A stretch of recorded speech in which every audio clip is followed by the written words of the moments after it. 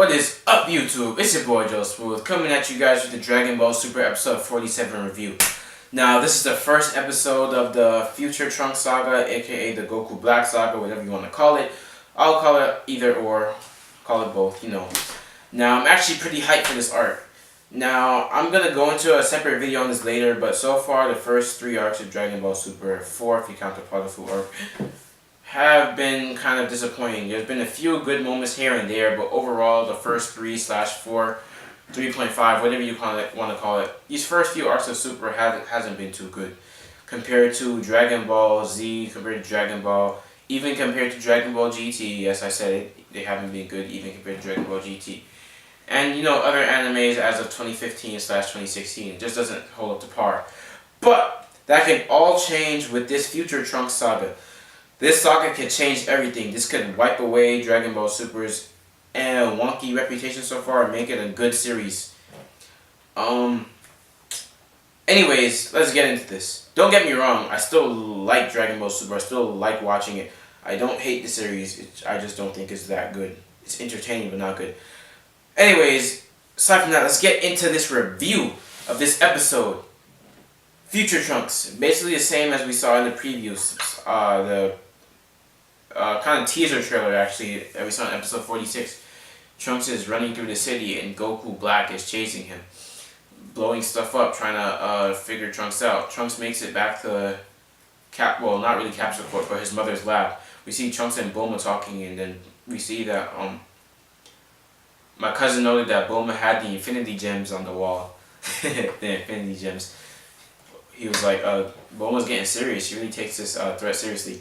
Anyways, jokes aside, we see Bulma. She has she's creating fuel. She's harvesting fuel for the time machine, but she only has enough fuel for a one-way trip. That's for Trunks to go back to the past.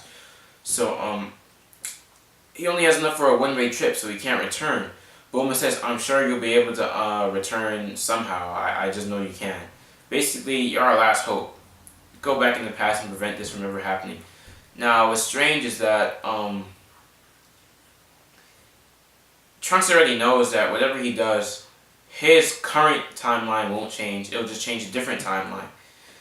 But since it's kind of weird, since like there's a whole bunch of new events with Goku and stuff that didn't happen in Trunks' original timeline, like Goku and Vegeta training with Beerus and Whis, getting so much stronger. Even Gohan and Piccolo training with each other and getting so much stronger. Will Goku Black even appear in, like, naturally, would Goku Black really appear in the Goku and Trunks, I said Goku and Trunks, the timeline that we watch, the timeline that we know, the first altered timeline? It was altered because the original timeline was actually Future Trunks' timeline back in Z. That was supposed to be the original timeline, but then Trunks altered it, and that's the timeline we know, the altered one. Anyways, this is stuff, I'm talking about stuff that we should get into, like, at the end of the review. Anyways, keep note of those. Those were things I would have brought up at the end of the review, but I won't re-bring them back up. So Goku Black senses Trunks' ki, comes in, and he legit just kills Bulma. It's pretty sad. He disintegrates Bulma. Like, I didn't think Dragon Ball Super would get that detailed. He literally disintegrated her. We saw her, like, disintegrate and evaporate right in front of our and Trunks' very eyes. Trunks leaves. He goes to Mai. He finds Mai. I'll say that for the end of the video. They share, like, some moments, you know, together. They eat some meat, some canned food, because I guess that's all they have left now. And they prepare to go back into the past. Then Goku Black senses Trunks' ki once more. He comes in and starts wrecking havoc. And Trunks tries to fight him and gets father eyes. Question. No, I'll save that for the end too. Then Trunks basically says he'll be a decoy for Mai to go back to the past, and then Mai says, "No, it's the other way around. I'll be a decoy for you." Then Mai tries to shoot Goku Black with looks like an enhanced rifle, but of course we know this does nothing to him. He dodges it casually. Even if it hit him, I bet it wouldn't do anything. And then he kills Mai. Trunks gets upset. He gets sad. And he vows that he's gonna go to the past and, you know, save everyone. Prevent this from happening. Or, I don't know if he exactly said that, but yeah, that was basically the episode. There wasn't really, even though it was really hype and really epic, and I really liked the episode, nothing really happened except for Bulma and Mai dying. That's really all that happened in this episode. Bulma and Mai died. That's it. Like, nothing else happened. Trunks didn't even travel to the past yet. Oh yeah, we also found out there's enough fuel for only one trip. That's about it. But anyways, getting to the stuff I wondered about in this episode now. I already talked about the timeline thing. We already know how Dragon Ball Z time travel works. If you travel back in time, you don't change your timeline, you change another timeline. But since Trunks' timeline was not a timeline where Goku and Vegeta met Beerus and whatever, that Beerus came to Earth because Goku and everybody died already. Why would Goku Black come to Goku and Vegeta's universe? And is Goku Black strong enough to defeat him? Well, them. I assume he would be. I assume he has to be. I'm personally hoping that Goku Black is stronger than Beerus. That's what I'm personally hoping. That's just me. That's what I'm wishing for.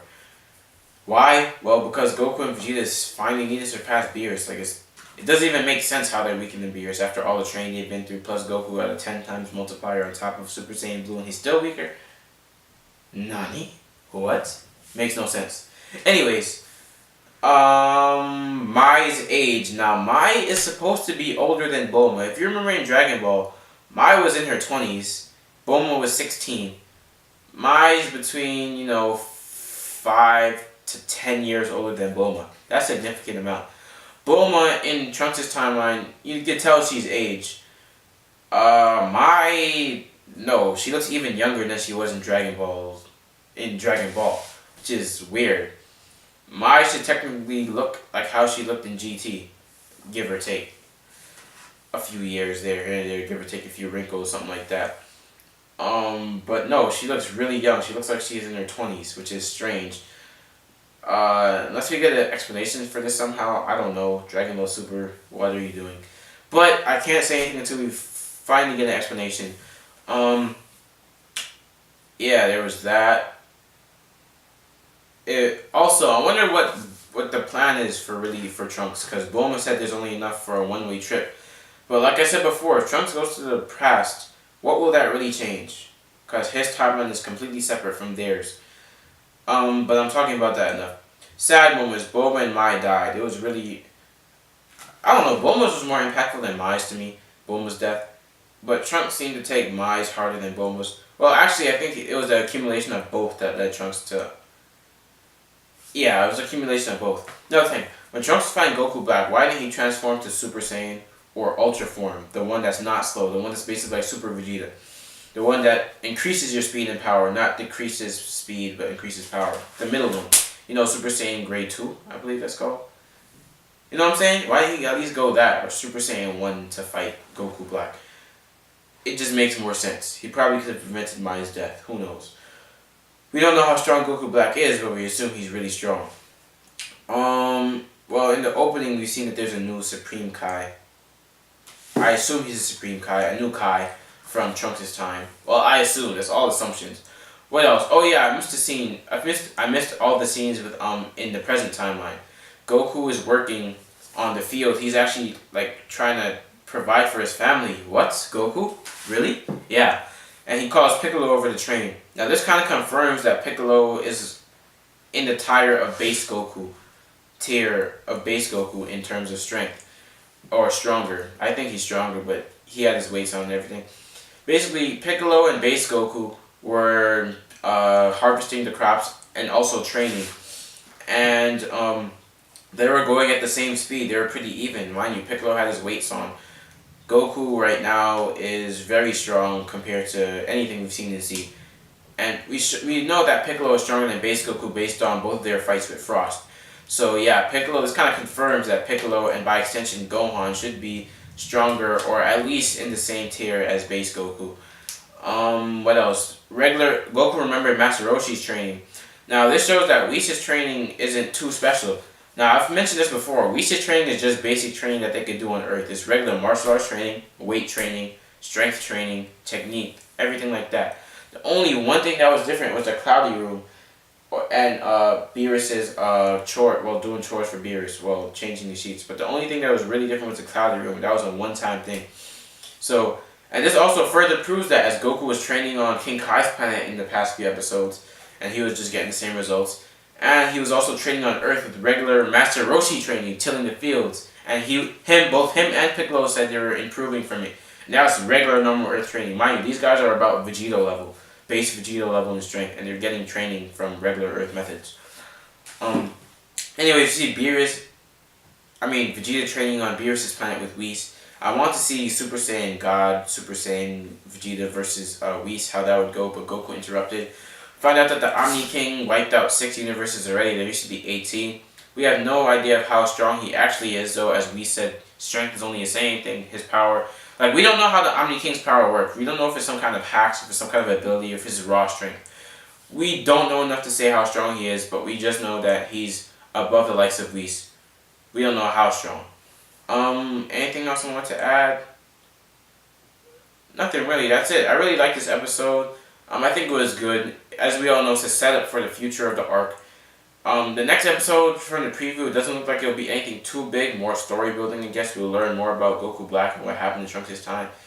And yeah, we get to see Trunks interacting with future Trunks, and we get to see Vegeta interacting with future Trunks. Actually, everybody, because most of them know him. But yeah.